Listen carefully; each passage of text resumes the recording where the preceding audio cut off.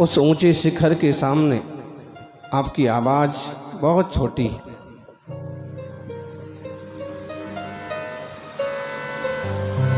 विघ्नहारी, संकट निवारी, चैतन्य चमत्कारी पारसनाथ भगवान की, वर्धमान भगवान महावीर स्वामी की, आचार्य श्री आदि सागर महावीर कीर्ति विमल सागर जी महाराज की, तपस्वी सम्राट गुरुदेवाचार्य श्री सन्मति सागर जी महाराज की, बोले परम पूज्य तोटपट्टाधीश्वरी चक्रवर्ती उपसर्ग विजेता आचार्य भगवान श्री सुनील सागर जी गुरुदेव की। बोलिए आचार्य संघ की जय करो गुरुदेव का। संघर्षों में उपसर्गों में तुमने समता का भाव धरा, आदर्श तुम्हारा अमृत बन भक्तों के जीवन में बिखरा। केवल 2 लाइन पार्श्वनाथ भगवान के जीवन चरित्र को रेखांकित करने के लिए काफी है। संघर्षों में उपसर्गों में आपने समता का भाव रखा, और ये जो आपका आदर्श है ये हम सब भक्तों के जीवन में बिखरा है। हम आपको आदर्श मान के चलते हैं और हर हाल में धर्म ध्यान के मार्ग पर लगे रहते हैं। ज्ञानी जो पारसनाथ की शरण में आता है वो भी एक दिन पारस बन जाता है।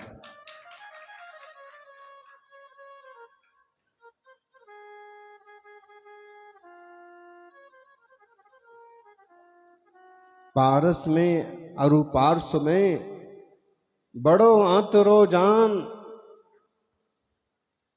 पारस मणि अरु पार्श्व में बड़ा अंतरो जान, वो लोहा सोना करे ये करे आप समान।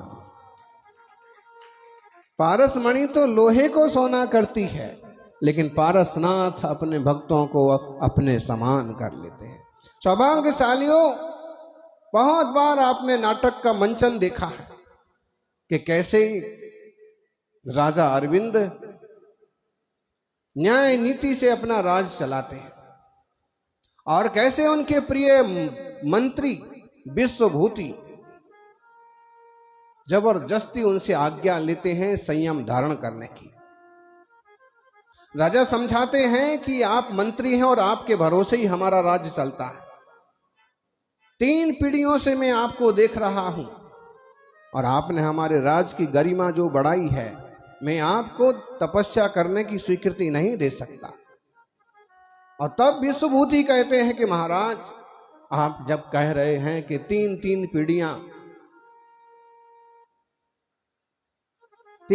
पीढ़ियां मैंने देख ली हैं और 3 पीढ़ियों ने मेरी सेवा ली है, तो आप इस बूढ़े शरीर से मैं थोड़ा तप करके इस भाव के बाद अपना परभाव सुधार लेना चाहता हूं, आप स्वीकृति प्रदान करें।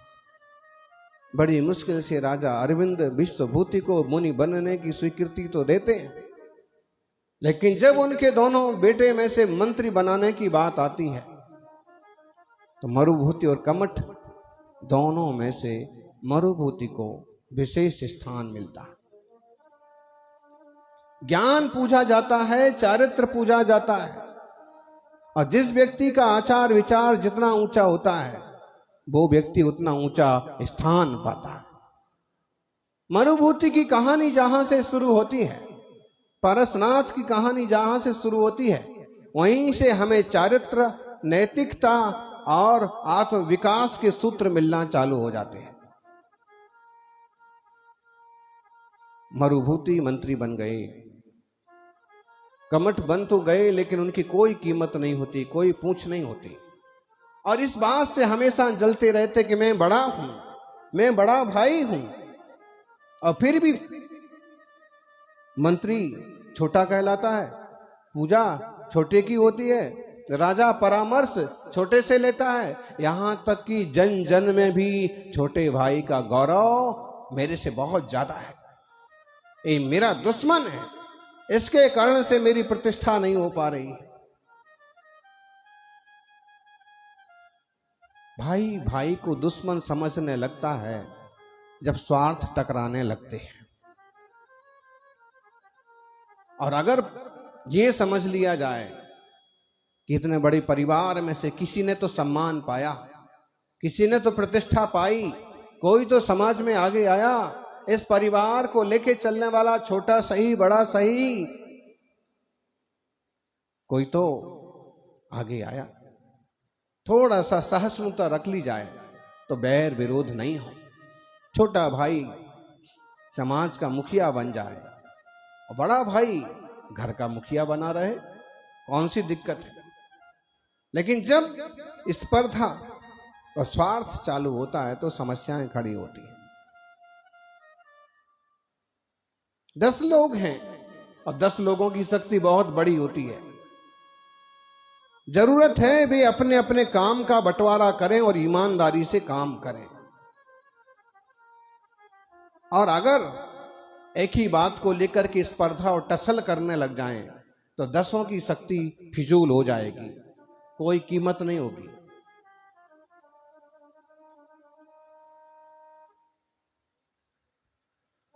मरुभूति ने भी समझाया, बुजुर्गों ने भी समझाया, सम्राट ने भी समझाया, लेकिन जिसकी बुद्धि कुंठित हो उसे कौन समझा सकता है। बात यहां तक आ गई कि जब सम्राट युद्ध के लिए जाने लगे और मरुभूति ने कहा कि छोटा सा युद्ध है, महाराज आप क्यों परेशान होते हैं, हमें आज्ञा दीजिए। और जब वह अपना कर्तव्य समझ करके युद्ध के लिए गए, तभी पीछे क्या हुआ, कमठ की जो रीति नीति थी, जो गंदी हरकतें थी, अपने आचार विचार से इंसान गिर जाता है। आपको कोई और नीचा नहीं दिखाता है, आप नीचा काम करके खुद नीचा देखने लायक बन जाते हैं। बड़े बड़े पदों पर बैठे हुए लोग भी तब नीचे देखने को मजबूर हो जाते हैं जब वे कोई गलत काम करते हैं।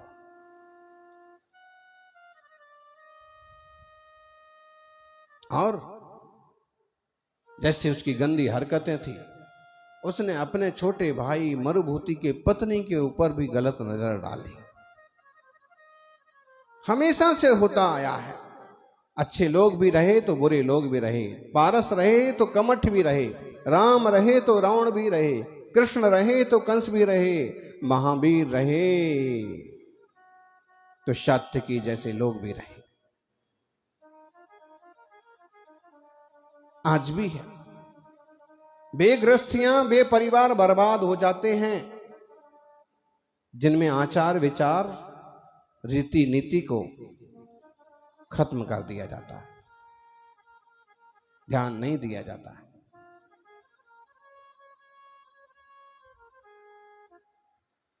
कमठ भूल गया कि छोटे भाई की पत्नी बहू के समान है, बेटी के समान है, और उस पर भी उसने बुरी नजर डाली। परिणाम ये हुआ,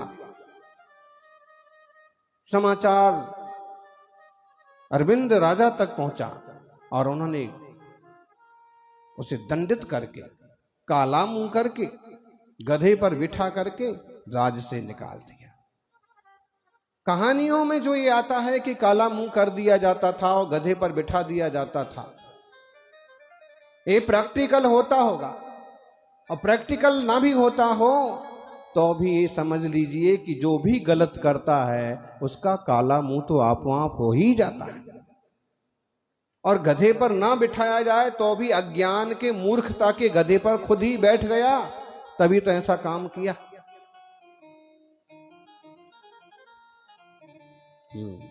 ध्यान रखिए, कभी ऐसी त्रुटियां ना हो। युवावस्था में गलत संगति में और ऐसे कदम उठा लिए जाते हैं कि जिंदगी भर का पछतावा होता है।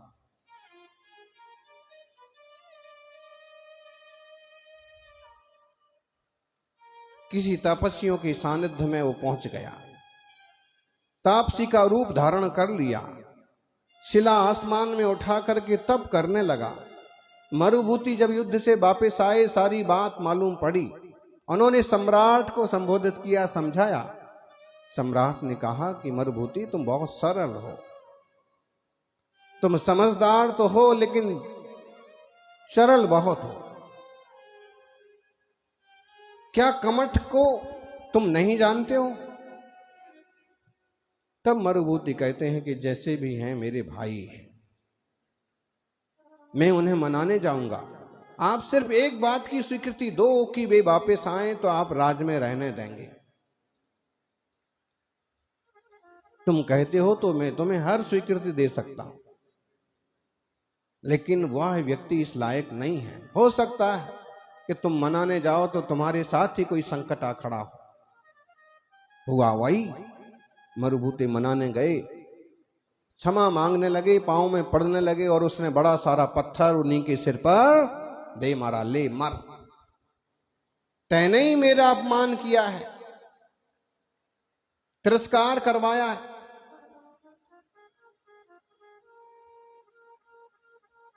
उसने क्या किया? उसने अपने बुद्धि से, अपने वैभव से, अपने सरलता से सम्मान पाया।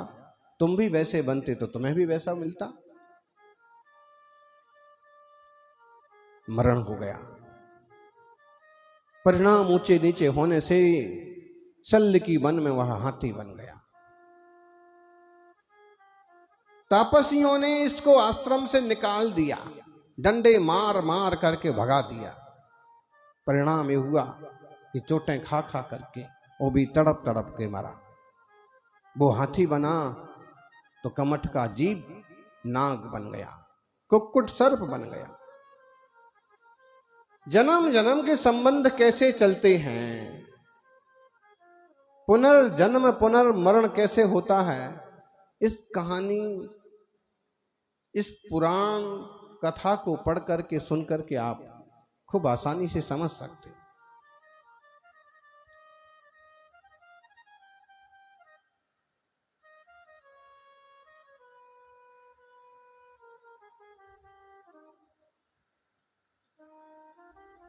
राजा अरविंद ने जब ये सारा किस्सा सुना तो बहुत बहुत ज्यादा संवेग चित्त वाले हो गए। विचार करने लगे कि देखिए तो एक भाई कहां, दूसरा भाई कहां, मेरे समझाने के बाद भी वो गया और अंत में ये हाल हुआ। भाई भाई का हत्यारा बन सकता है। संसार कितना खतरनाक है। ऐसे राजपाट, ऐसे वैभव को धिक्कार हो, ये शिक्षा लेकर के और उन्होंने वैराग्य धारण किया, मुनि बन गए। राजा अरविंद मुनिराज अरविंद बन गए। जब विवेक की आंख खुलती है तो राजा भी राज छोड़ करके मुनिराज बन जाते हैं। और जब तक अज्ञान के अंधेरे में सोए पड़े हैं तब तक संसारी जनों का हाल देख ही रहे। जिनने संयम लिया वे धन्य है। मुनिराज अरविंद तप साधना कर रहे थे कि कुछ सार्थवाहों ने आकर के आग्रह किया, भगवान सम्मेद शिखर की यात्रा पर हम लोग जा रहे हैं, हमारे संघ में इतने लोग हैं, इतने श्रावक हैं, सारी व्यवस्थाएं हैं, लेकिन एक कमी है, संघ में कोई मुनिराज नहीं है जो उपदेश देवें, जो हमें धर्म ध्यान सिखाएं और वो हमारे साथ रहें तो उनके साथ साथ शिखर जी की यात्रा का आनंद कई गुना बढ़ जाएगा। अरविंद मुनिराज ने विचार किया कि इतना बड़ा श्रावकों का संघ जा रहा है तो हम भी चले, शिखर जी की यात्रा हो जाएगी। एक बार बंदे जो कोई, पता नहीं शिखर जी को आजकल लोगों ने क्या समझ लिया है। ऐसे आलसी प्रमादी लोग उतनी मंगलकारी यात्रा को पांव पांव तय नहीं कर सकते हैं। बाइक पर यात्रा करना है और बाइक पर कोई भी शराबी कबाबी बिठा करके लेके जाएगा रास्ते में कितने दचके खिलाएगा, हाथ पांव टूट जाए, रीढ़ की हड्डी टूट जाए तो भी उन्हें कोई फिक्र नहीं है। उन्हें सिर्फ अपने भाड़े से मतलब है और ऊपर जाकर के क्या क्या कर्म करते हैं। एक संकल्प जरूर करिए, शिखर जी जाएंगे, जरूर जाएंगे, लेकिन कभी भी बाइक वाले का उपयोग नहीं करेंगे। एक संकल्प होना चाहिए। शिखर जी के पहाड़ पर जाकर के वहां से खरीद के कुछ नहीं खाएंगे। अगर बहुत ज्यादा भुक्कड़ आदमी हैं आप तो नीचे ही से भर के लेके जाओ, अपना लेके जाओ, अपना खाओ, लेकिन वहीं का वहीं खरीद के। दो चीजों पर विराम लगना चाहिए, नहीं तो दर्शन दुर्लभ हो जाएंगे। ऐसा माहौल बन जाएगा। ज्ञानियों, यात्रा थोड़ी सी तय हुई, सल्लकी वन में पहुंचे, एक पड़ा वहीं लेना पड़ा।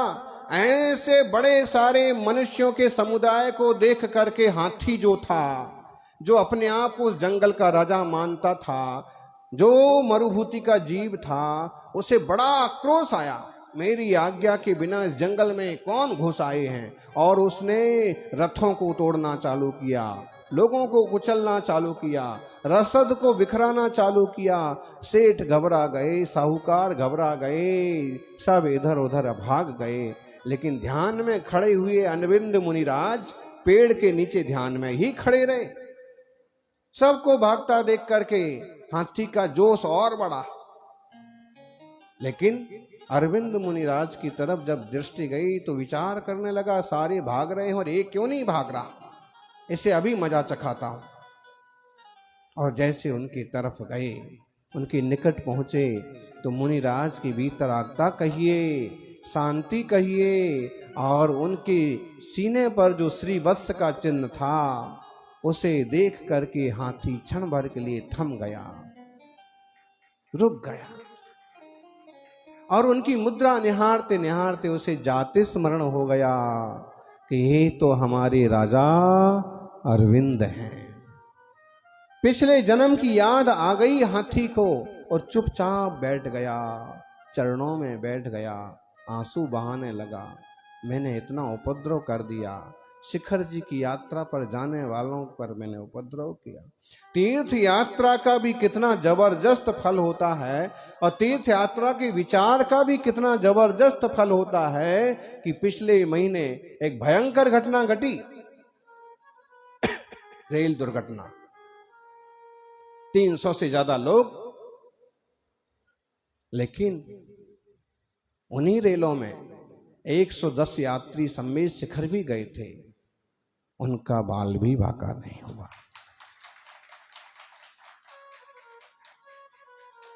भावना करिए, यात्रा करिए, औरों को भी कराइए। मुनिराज को देखते ही हाथी शांत हो गया, आंसू निकल पड़े। मुनिराज ने संबोधित किया, मरुभूति तब न समझे, अब तो समझो, हाथी बन गए हो, और अब इस हाथी की पर्याय में भी चाहो तो अपना भाव सुधारो और अणुव्रत धारण करके हिंसा, झूठ, चोरी, कुशील, परिग्रह का त्याग करके अंतर्मुख हो जाओ। हाथी भी मुनिराज की वाणी समझ जाता है। जब होनहार अच्छी होती है तो त्रियंच भी मुनिराज की भाषा समझ जाता है, और होनहार बुरी हो तो इंसान भी मुनि की भाषा नहीं समझता। महाराज का तो काम है बोलना, महाराज जी तो बोलते रहते हैं, कार्यक्रम तो होते रहते हैं, और ऐसे उसको नेग्लेक्ट करते हैं जैसे कुछ हुआ ही नहीं। कभी समझाने में मुनि के मुंह से कोई कठोर शब्द निकल जाए तो मुनिराज से ही दुश्मनी बांध के बैठ जाएं, जबकि उनका ऐसा कोई अभिप्राय नहीं था। उनका अभिप्राय तो यह है कि कहां भटक रहे हो, सही दिशा में बढ़ो, आत्म कल्याण करो। सौभाग्यशालियों, मुनि के प्रभावित होकर के हाथी ने अणुव्रत स्वीकार किए, और फिर जो उसके ऊपर लिखा गया है काव्य, कि अब हाथी संयम साधे, त्रस जीवन राशि ना विराधे। हाथी त्रस जीवों का घात नहीं करता है, बिना बिलोया हुआ पानी नहीं पीता है, सूखे पत्ते खाता है। जहां दूसरे हाथी पानी पी चुके उस घाट पर जाके वैसे पानी को पीता है जिसे प्रासव होने की संभावना है। और कहते हैं एक सूखे पत्ते खा खा करके अलमस्त हाथी क्षीण हो गया और एक बार पानी पीने गया, कीचड़ में दलदल में धंस गया, पानी तो नहीं मिला,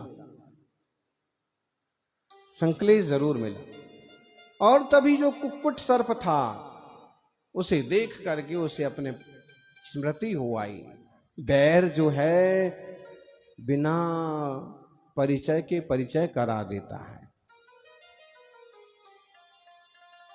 राग जो है बिना परिचय के परिचय करा देता है। और यह मेरा बैरी है ऐसा जान के सांप ने उसे डस लिया। कहानी चलती जाती है, एक एक सीख छोड़ती जाती है। खोटे भाव का खोटा फल हुआ, कुटकुट सर्प नरक चला गया, वज्र घोष हाथी जो था वो कहां चला गया? 12वें स्वर्ग में। कौन से स्वर्ग में? पहले दूसरे में नहीं, संयम का शांति का सल्लेखना, वो है जैन धर्म। जानवर को भी जिनवर बनने का मार्ग दिखाने वाला जिन धर्म है।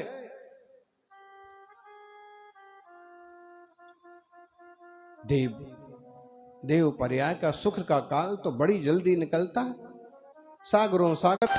अब नेक मुनिराज जब तप कर रहे थे, जिस गुफा में तप कर रहे थे, वो कमठ वाला जीव है ना, उसी गुफा में अजगर बन के पैदा हुआ था। उसने क्या किया?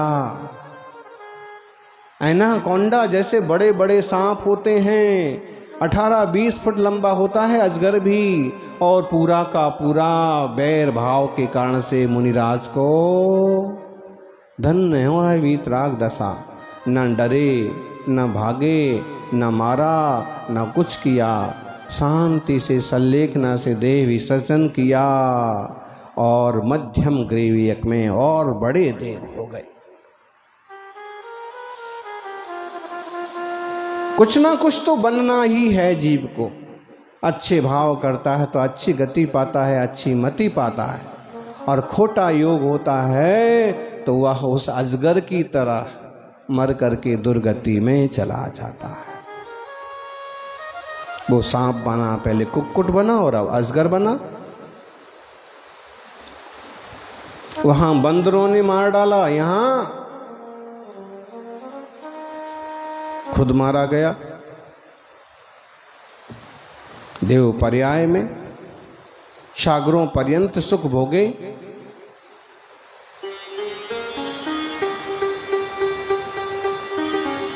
अरबों खरबों सालों तक सुख भोगे, और वहां से च्युत होकर के मरण करके फिर आया। कहां आया? चक्रवर्ती की पर्याय में, वज्रनाभि चक्रवर्ती।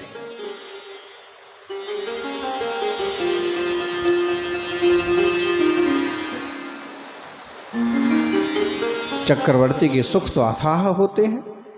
60 खंड का अधिपति होता है, 96,000 जैसी रानियों का स्वामी होता है, हाथी घोड़े वैभव की कोई कमी होती नहीं है।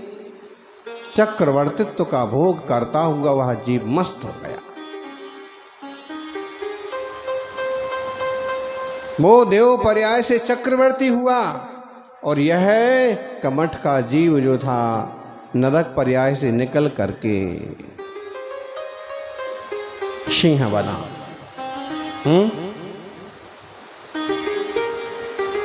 चक्रवर्ती धर्म संगति करते, मुनिराजों का सानिध्य लेते, और एक बार वीतरागी मुनिराज के वचनों से प्रभावित होकर के उन्होंने विचार किया कि जीवन संध्या होने को आई, अब ये राजपाट में पड़े रहना कोई बुद्धिमानी नहीं है। यानी क्यों जबरदस्ती उलझते रहते हो? जब कोई जिम्मेदारी आपके माथे नहीं है तो सुलझ करके आत्म कल्याण के रास्ते क्यों नहीं चलते? जबरदस्ती जिम्मेदारियां लेने के लिए मर मिटते हैं। मुझे भी प्रधान बनाओ, मुझे भी अध्यक्ष बनाओ, मुझे भी कुछ ना कुछ बनाओ। क्या बनना है तुमको?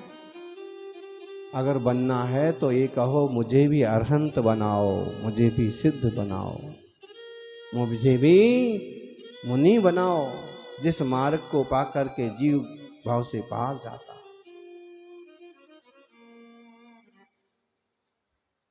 हमारी छोट तो बहुत सोची है,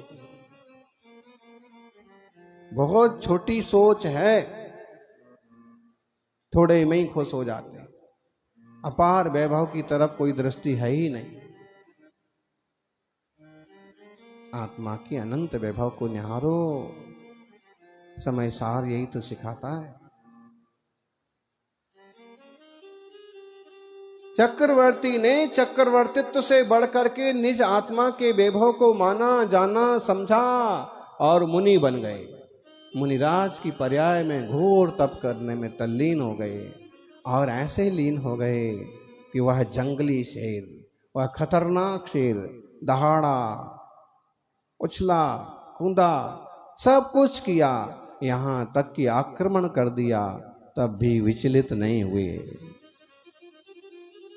और समता भाव से देह का त्याग, कैसे आसानी से देह का त्याग कर दिया, जैसे पुराना कपड़ा कोई उतार के फेंक देता है। ऐसी विरक्तता, ऐसी वीतरागता से मुनिराज ने शरीर त्याग किया और फिर अहमिंद्र हो गए, फिर देवता बन गए।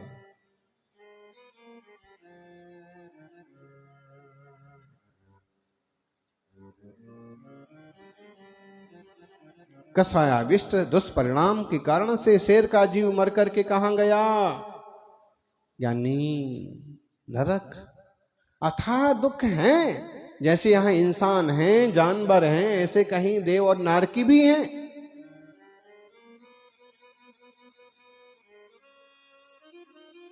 जिसने दिल्ली नहीं देखी हो, हैं, वो विश्वास ही नहीं कर सकता कि इतना बड़ा भी शहर हो सकता है।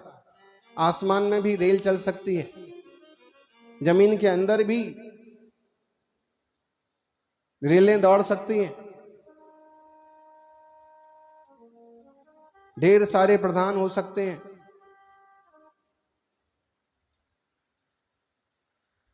बड़े बड़े जनालय हो सकते हैं, अच्छे भी हो सकते हैं। और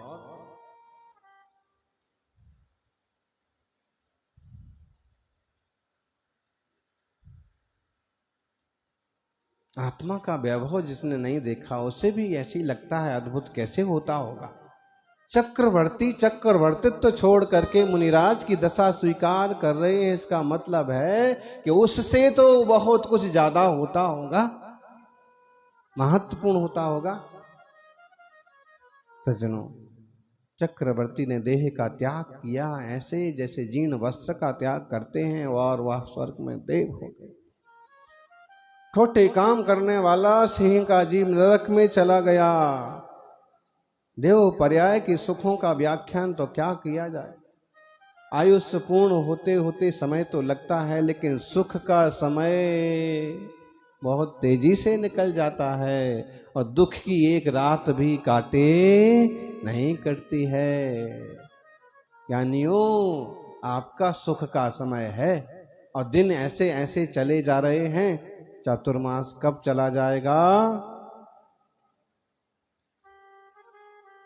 ये मनुष्य पर्याय में सुख का जैसा समय है तो इसका सदुपयोग करते जाओ, नहीं तो कभी ऐसा एकाध दुख की रात आ जाएगी कि काटे नहीं कटेगी। स्वर्ग का वह देव फिर च्युत होकर के महाराज आनंद की पर्याय में आया। राजा आनंद, नाम ही आनंद रखा माता पिता ने। अपने प्रतापी पुत्र को ढेर सारी शिक्षाएं दी और होनहार तीर्थंकर का जीव निरंतर धर्म ध्यान करता। यहां तक पार्श्वनाथ पुराण में व्याख्यान आया है कि राजा अरविंद ने एक विमान बनवाया। विमान में बहुत तरह की मणियां लगवाई और उस विमान के भीतर एक सुंदर जिनेंद्र भगवान की प्रतिमा विराजमान की। ऐसे मंगलकारी चमक के हुए उस विमान को देख देख करके रोज रोज पूजा करते और उस विमान को लोगों ने सूरज समझना चालू कर दिया और सूरज की पूजा चालू हो गई। राजा आनंद से भक्ति पूजा करते, सम्राट के वैभव को भोगते, मुनि जनों की संगति करते और फिर एक दिन वो आया कि राज वैभव छोड़ करके मुनि चरणों में मुनि राज का पद स्वीकार किया। 12 भावनाएं भाई और मुनि राज की परम पवित्र दशा का आनंद लिया। फिर 16 कारण भावनाओं को भा करके तीर्थंकर प्रकृति का आश्रय बंद किया और घोर तप करने लगे। होता तो वही है जो होना होता है। नरक से निकला हुआ वह जीव भील की पर्याय में आया और जब ध्यान में बैठे हैं आनंद मुनिराज, मुनियों से द्वेष रखने वाले भी मिल जाएंगे, यानी भक्ति करने वाले भी मिलेंगे, तो बिना परिचय के भी द्वेष करने वाले भी मिल जाएंगे। कोई परिचय नहीं है, कोई पता नहीं है, फिर भी वो तो ऐसे होते हैं। वो कोई ना कोई पूर्व भाव का निमित्त। और भील ने जैसे ही देखा कि ओहो ए मुनि बन के तप कर रहा है, ये तो मेरा दुश्मन है, जहर बुझा तीर धनुष पर चढ़ाया, छोड़ दिया। और जिन मुनिराज ने अपने जीवन में अनेक युद्ध जीते, बड़े बड़े सम्राटों को पराजित किया, एक साधारण भील अपने भील से, अपने बाण से उन्हें खत्म कर देता है। वो कुछ नहीं कहते हैं, क्योंकि अब वीतराग दशा में है और वीतराग दशा में तल्लीन होकर के देह विसर्जन करते हैं। और कौन से स्वर्ग में बने देवता? बर प्राणत स्वर्ग विहाय, प्राणत नाम के स्वर्ग में देव बन गए। दुर्गति होती है खोटे काम से, सो भील का जीव मर करके दुर्गति में नरक चला गया।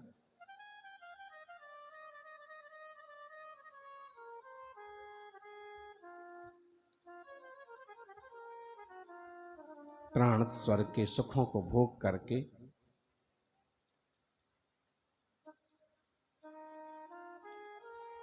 वह सौभाग्यशाली होनहार तीर्थंकर आत्मा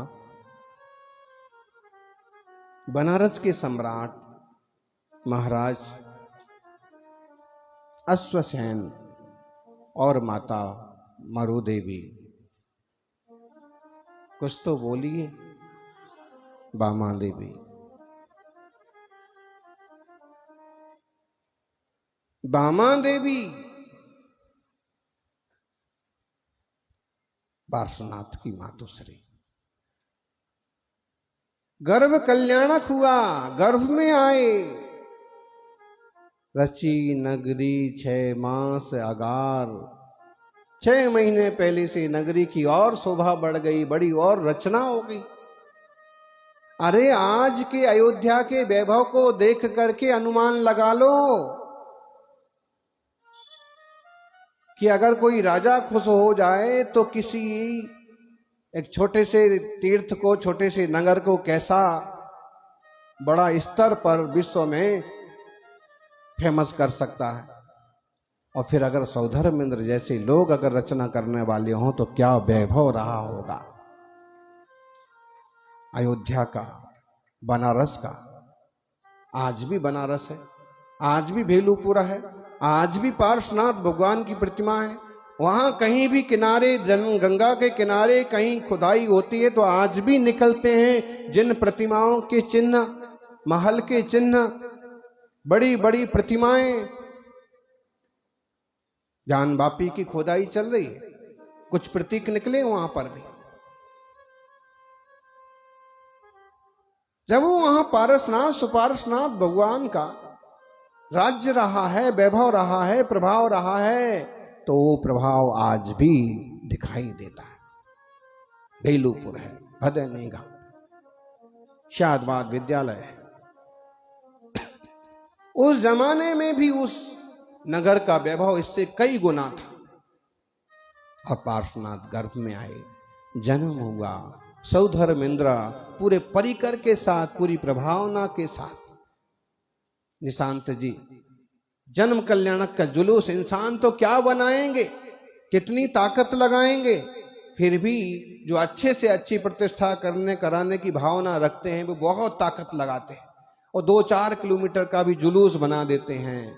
लेकिन जब सौधर्मेंद्र अपने पर आता है ना, तो उसका जुलूस धरती से आसमान तक होता है। सुमेरु पर्वत से देवताओं की लाइन लगती है क्षीर सागर तक। धन्य है वो वैभव, लेकिन किसी वैभव में रचे पचे नहीं। कुमार काल बड़ी सहजता और आनंद से बीता, तत्व चर्चा और तत्व निर्णय में बीता। और उन्होंने 30 वर्ष की वय में, बीच में वो कहानी तो आती है बहुत बार, जो मंच पर आपने देखी, 40 में जिसका जिक्र है।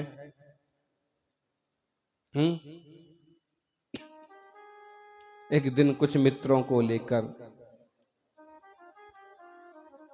है सैर करन की मन में ठानी।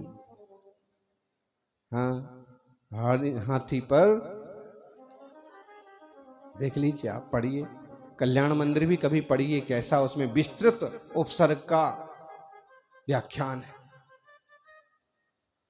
और गंगा किनारे उस तापस को संबोधित किया है, कोई आक्रोश नहीं किया है, सहजता से समझाया कि क्यों जीव जलाते हो। और वो रुष्ट हो गया। एक तो मेरा दोहता, मेरी बेटी का बेटा, दूसरा इतनी छोटी उम्र का, तीसरा मैं सन्यासी, और मुझे नमस्कार किए बिना ही मुझे उपदेश देने चला। गुस्सा तो आ ही जाता, जबरदस्त गुस्सा आया। लक्कड़ को फाड़ा, निकले नाग नागनी कारे। मरने को थे रहम प्रभु के ऐसे। ये उनके वैराग्य में भी निमित्त बना। फिर कहते हैं कभी उनका जन्मोत्सव हो रहा था, अयोध्या का दूत आया, अयोध्या का वैभव उससे उन्होंने सुना तो और वैराग्य आया, और सब कुछ छोड़ करके यहाँ तक कि राजा का पद भी स्वीकार नहीं किया। बाल ब्रह्मचारी अवस्था में ही मनाती रह गई राजकुमारियां। अनेक सम्राटों का आग्रह भी उन्होंने ठुकराया और मुनिराज का रूप धारण करके पारस का रूप बनाया। फिर तप करते हैं, फिर उपसर्ग होते हैं, फिर कमठ वाला वो जो जीव था तपस्वी मर के संबर देव हुआ, फिर अपना उसने चक्र चलाया। और कहते हैं उसने तो खूब उपद्रव किए, लेकिन पारस ने अपनी आत्मा की स्थिरता, अपनी क्षमा, अपनी दृढ़ता नहीं छोड़ी, और 7 दिन तक लगातार कठोर यातनाएं सहन करते करते भी उन्होंने अंतर्मुख रह करके केवल ज्ञान प्रकट कर लिया। धर्मेंद्र पद्मावती भी उपस्थित हुए, सारी बातें हुई, लेकिन उन प्रभु ने निरपेक्ष होकर के केवल ज्ञानी तीर्थंकरत्व की विभूति पाई। उपदेश हुए, बरसों बरस उपदेश दे करके सम्मेद शिखर के स्वर्ण भद्र कूट पर पहुंचे। ध्यान लगाया, कर्मों का नाश किया, घाती अघाती सारे कर्म मिट गए और भगवान सिद्ध हो गए। जय बोलिए पार्श्वनाथ भगवान की।